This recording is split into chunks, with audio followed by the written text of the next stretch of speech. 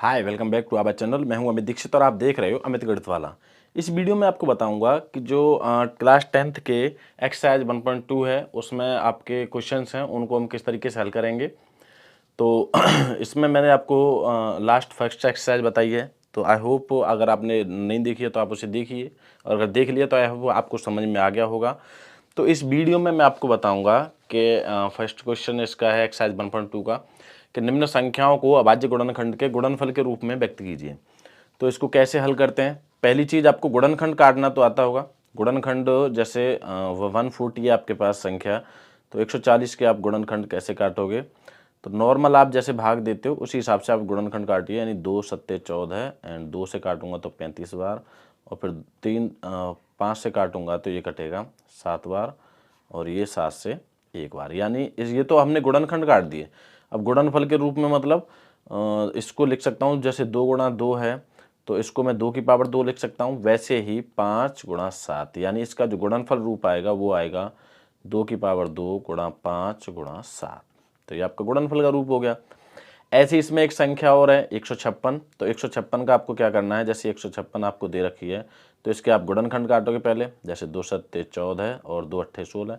Same 2 से दोबारा 39 बार, और 39 कटेगा 3 से 13 बार, फिर 13 से 1 बार, जो कि अभाज्य संख्या है।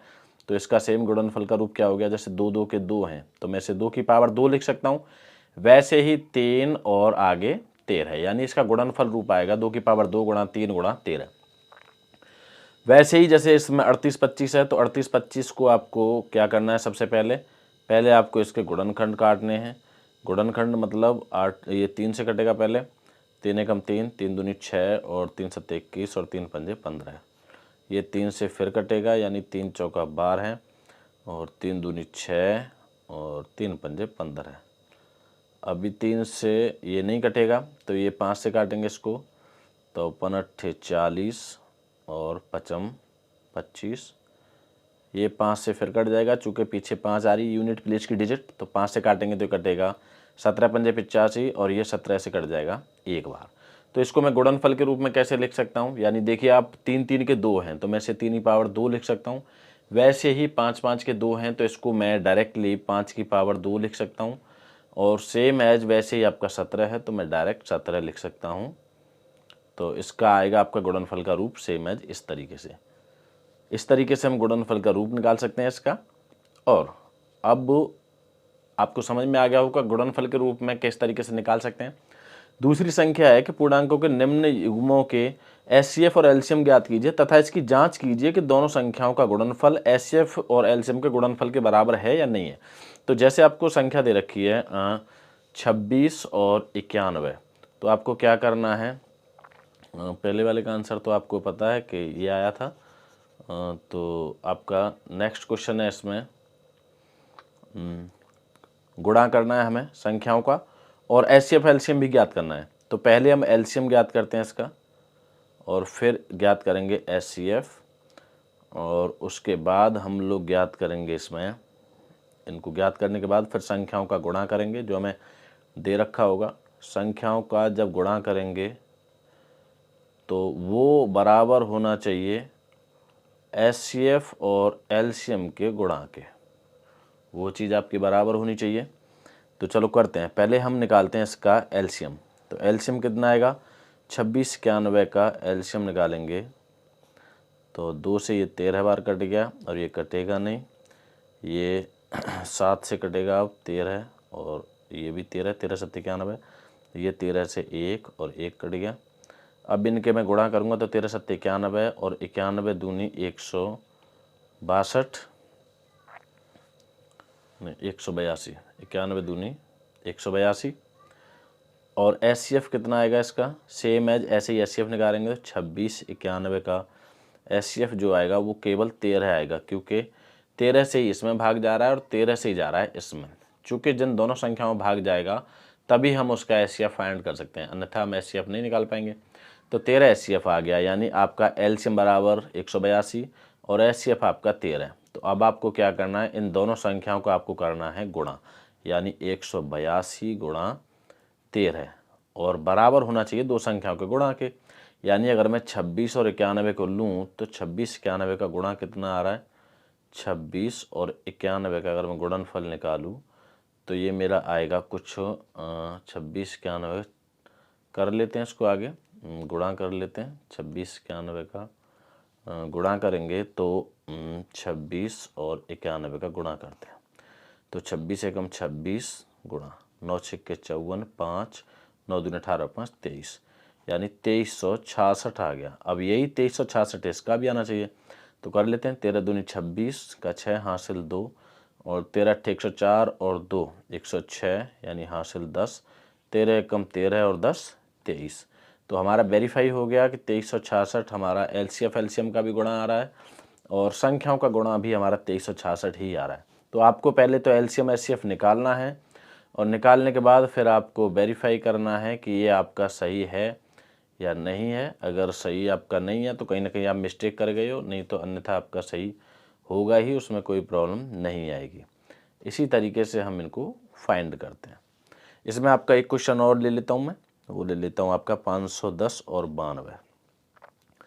तो 510 और 92 का सबसे पहले तो एलसीएम क्या आएगा 510 और 92 का। अगर मैं इसमें एलसीएम निकालता भी हूँ तो इसका एलसीएम 510 और 92 का 510 और 92 का एलसीएम आएगा 23,460। हालांकि आप निकाल के देख लेना, 23,460 इसका एलसीएम आएगा। और आप हाई स्कूल में हो तो ऑफकोर्स आप निकाल सकते हो, कोई प्रॉब्लम नहीं है। और वैसे ही इसका अगर मैं एचसीएफ निकालूंगा तो वो आएगा 2। तो 2 आपका क्या आया एचसीएफ और ये आपका आया एलसीएम। ये एलसीएम आया 23,460। तो अब आपको क्या करना है, आपको वेरीफाई करना है। तो पहले हम इसको गुणा करेंगे, तो गुणा करने के बाद अपने पास संख्या आएगी 46,920, यानी एचसीएफ एलसीएम का गुणा, एचसीएफ और एलसीएम का गुणा अपने पास आया 46,920। ये हमारा एचसीएफ एलसीएम का गुणा आ गया। अब हमें संख्याओं का गुणा करना है, यानी 510 गुणा 92। तो 510 हमारी संख्या पहली है और 92 हमारी दूसरी है, और इसका गुणा भी निकालेंगे तो वो भी हमारा आएगा 46,920। तो यानी ये भी हमारा वेरीफाई हो गया, हमारा आंसर सही है इस जगह पर। ये दोनों ही हमारे वेरीफाई हुए हैं कि 46,920 हमारा आ रहा है। वैसे ही उसमें पहला वाला वेरीफाई हुआ था 2366। तो इस हिसाब से हम ये निकालते हैं। आई होप आपको समझ में आ गया होगा कि आपको सबसे पहले क्या करना है। सबसे पहले आपको एचसीएफ एलसीएम फाइंड करना है और फिर आप नॉर्मल आपको इसी हिसाब से करते जाना है। इसमें नेक्स्ट क्वेश्चन आपका ये आपका एक्सरसाइज 1.1 में है, जिसमें आपको एलसीएम निकालना होता है डिवीजन एल्गोरिथम लेमा से। लेकिन इसमें सेकंड क्वेश्चन है कि किसी परेड में 616 सदस्यों वाली एक सेना यानी आर्मी की टुकड़ी को 32 सदस्यों वाले एक आर्मी बैंड के पीछे मार्च करना है। दोनों समूहों को समान संख्या वाले स्तंभों में मार्च करना है। उन स्तंभों की अधिकतम संख्या क्या हो सकती है जिसमें वे मार्च कर सकते हैं। पहली चीज़ तो जिसमें अगर हाईएस्ट नंबर पूछा जाता है, यानी जो बड़ी संख्या पूछी जाती है, तो उसमें आपको केवल एचसीएफ निकालना होता है अगर इसमें कोई भी हाईएस्ट नंबर पूछा जाता है तो।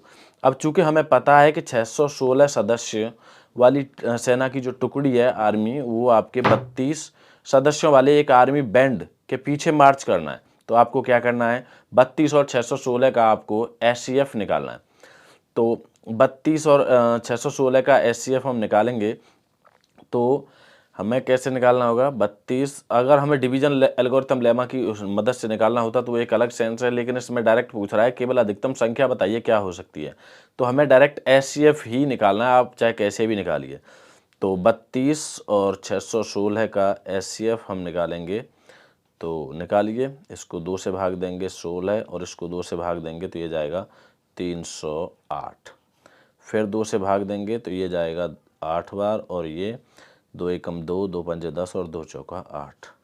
फिर 2 से भाग देंगे तो 2 चौका 8 और ये जाएगा 2 सत्ते 14 और 2 सत्ते 14 यानी 77 बार जाएगा।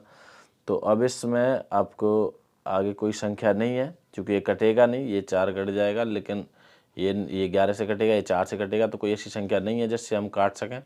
तो अब हमें नॉर्मल इनका गुणा करना होगा, 2 दूनी 4 दूनी 8, यानी उन स्तंभों की संख्या 8 हो सकती है जिसमें ये बराबर मार्च करेंगे 616 सदस्य, जो 32 सदस्यों वाली एक आर्मी बैंड के पीछे मार्च करेंगे, तो उसमें ज़्यादा से ज़्यादा 8 आपके हो सकते हैं, बस इससे ज़्यादा अधिकतम संख्या बनेगी नहीं उसमें। तो हमें केवल एससीएफ ही निकालना होता है, इसी तरीके से हमें ये हल करने हैं। तो आई होप आपको ये क्वेश्चन समझ में आ गया होगा।